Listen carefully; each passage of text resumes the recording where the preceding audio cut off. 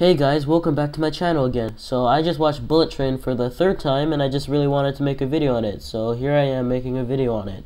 I had a lot of things to say about it and the characters in the movie, and since I haven't done this yet, I thought I would rank all the Bullet Train characters from worst to best. First off, obviously spoilers for Bullet Train since I'm gonna spoil like every single thing in this movie, and the way I'm counting characters is if they got an intro in Bullet Train. You know, when like they show up and you see the Japanese text and the words over it, it's kind of something that's associated with Bullet Train. If you didn't know, every time an important character shows up, they get a little intro. I'm not ranking their intro, I'm ranking the characters themselves. Their motivation, humor, action, and emotion. Gags like the water bottle will also count, as they also get their own intro. I am putting Lemon and Tangerine in separate categories despite them being the same intro since they're wildly different. Anyways, rules aside, this is also for my good friend Detem, who you should subscribe to since he's a Bullet Train fanatic. This is like his third favorite movie and I thought this would be pretty cool. Detem, if you're watching, please put your ranking below, and everyone watching who hasn't clicked off because of my spoiler warning, put your ranking down below since you've 100% seen this movie already, James. Anyway, let's get into the video. Okay, the boom slang really isn't the worst character of all time, but I really don't like it. So around halfway through the movie, out of nowhere, we get an introduction of the boom slang, which uses the same poison that the Hornet uses. For almost the entire movie, it gets brought up every 5 minutes, and you can always see it slithering around. I have no idea how not a single person noticed the snake moving around the entire train, but sure. So you think it would be actually important to the story, but no, they use it for one single gag at the end. It was such a waste of an interesting concept, and I really hated the execution. This man.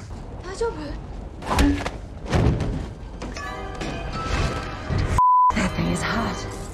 The Hornet is just such a confusing, annoying mess of a character. I like the mystery surrounding her, and her ability to poison people is pretty cool and threatening, but that's before she ends up on screen. I can say every other main character introduced in this movie has at least something that is unique and different, except the boom slang. But the Hornet almost has nothing special about her. Her personality trait is annoying, with her being the biggest issue of this movie, using cursing for just the sake of cursing. She does nothing to advance the story, and is a big waste of time in the movie overall. Also, we never see her really interact with any of the other characters, which just makes her less interesting overall. Easily the biggest missed opportunity of the movie.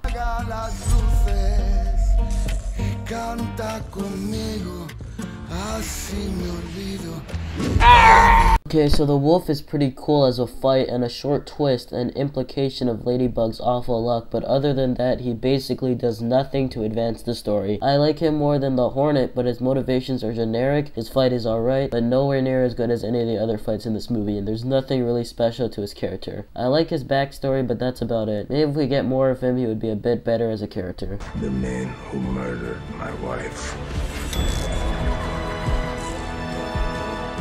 So I'm starting to realize I have almost nothing to say about these specific characters because of how little they have on screen. I like Carver more than the other characters below him just because of the twist surrounding him. He's the main reason Ladybug is on the train and the main reason most of this happens. Again, it's a good metaphor for fate, but it doesn't do much to the story. Okay, this is definitely a hot take. I just don't really get the father. I like him as a character, and he's alright throughout the movie, but he's probably one of the weaker characters for just being too generic. The prince outshines him in basically every scene in the movie, and he's mainly just a victim throughout the movie. I like the actor. They did a good job at showing how demented and insane he is, and it's a good opening scene of the movie, with it showing the two sides being Ladybug and him. He's good, just could have been a lot better.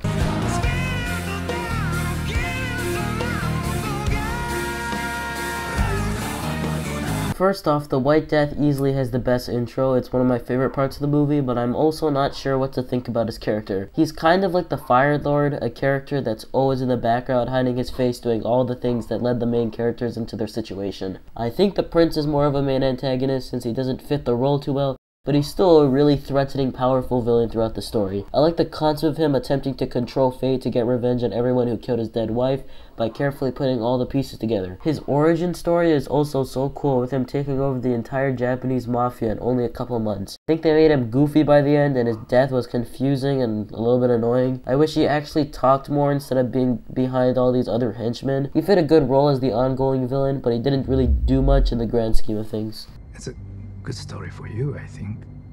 I'm cool. Here we go.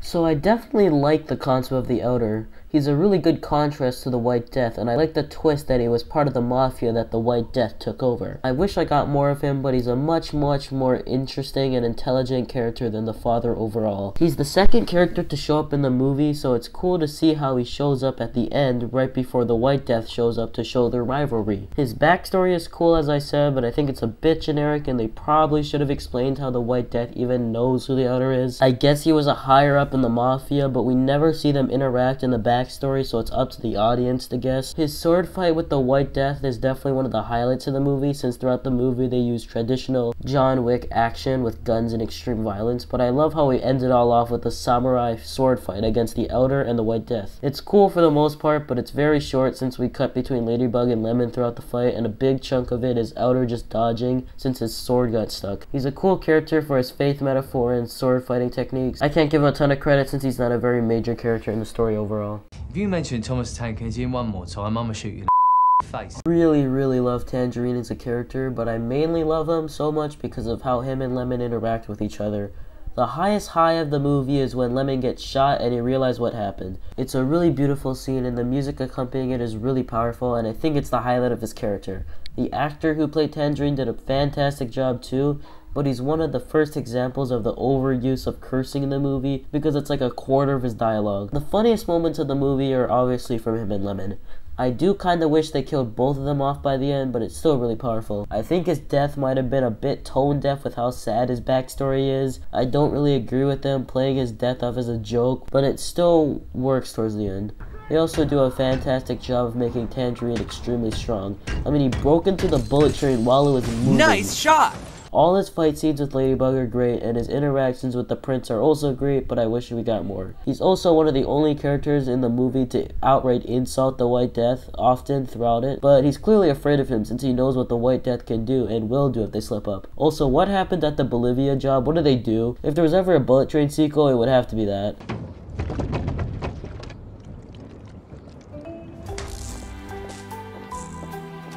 Despite all odds, somehow the fourth best character in this movie is the water bottle. It sounds ridiculous, but this is the best joke and one of the best parts of the entire movie. It happens directly in the middle of the climax for no reason and explains so much about the message of the movie. The water bottle went on a straight up journey and had an actual plot throughout the movie. So the story is, a girl bought a water bottle from the machine, but it got stuck, and later Lemon managed to hit the bottle off while buying something, and somehow all of this is extremely important to the plot. Later, Ladybug would put sleep drugs in the water bottle, it would be thrashed around a bit, Lemon would put it back on the table, drink a bit of it, pass out later, get rolled around, and then later while the train was getting destroyed, it would get flinged towards the father, which he would use to knock out the White Death, stopping him from killing the Elder. Somehow, this stupid water bottle managed to kill the White Death, which by the way, is one of the biggest crime bosses in Japan with an entire army. This dumb water bottle managed to almost kill Lemon, get Tangerine killed, and also kill the White Death, and finish the Elder's work. I don't know how, but that is genius. This water bottle almost has no screen time, but you could argue that this bottle is the most important character in the entire movie. It is the perfect metaphor for fate, and it also took me a rewatch to catch on to it. The water bottle went on an entire journey to somehow kill the White Death. It's even better when the prince said that there have been over 30 attempts on the White Death's life. The existence of this stupid but extremely deep joke is somehow better than half of the characters in this movie. I'm not sure if that's a good or bad thing. Really?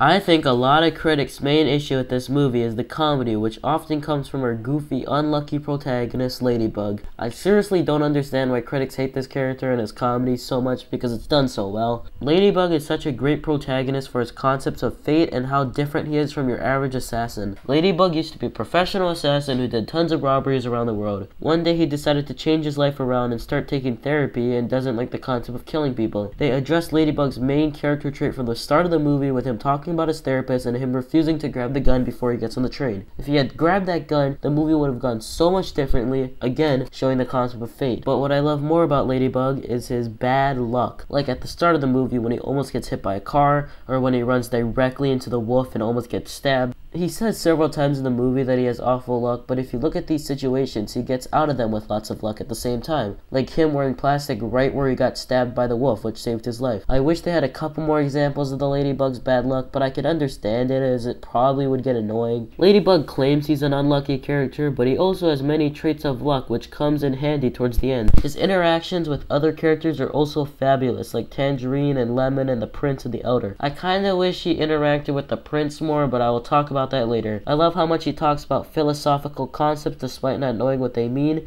and how he is always trying to be a better person while slipping up often since he hasn't fully managed to change. And the Carver twist is really cool when applied to him, as if Carver was still here, the movie would be a lot different. Out of all the characters, he would be the best protagonist.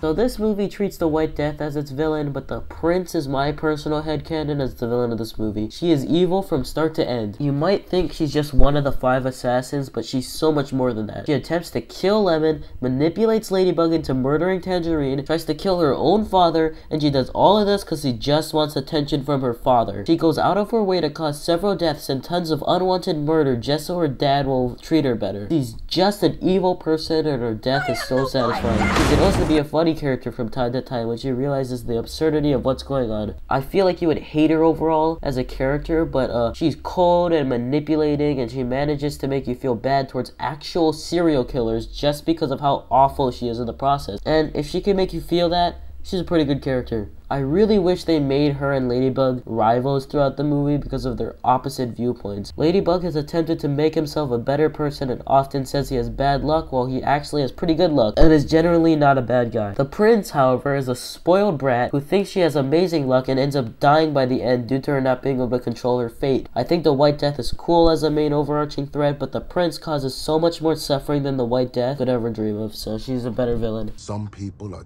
diesels. F me. Huh. Are you okay? Diesel. The absolute fucking worst. You dirty little Diesel!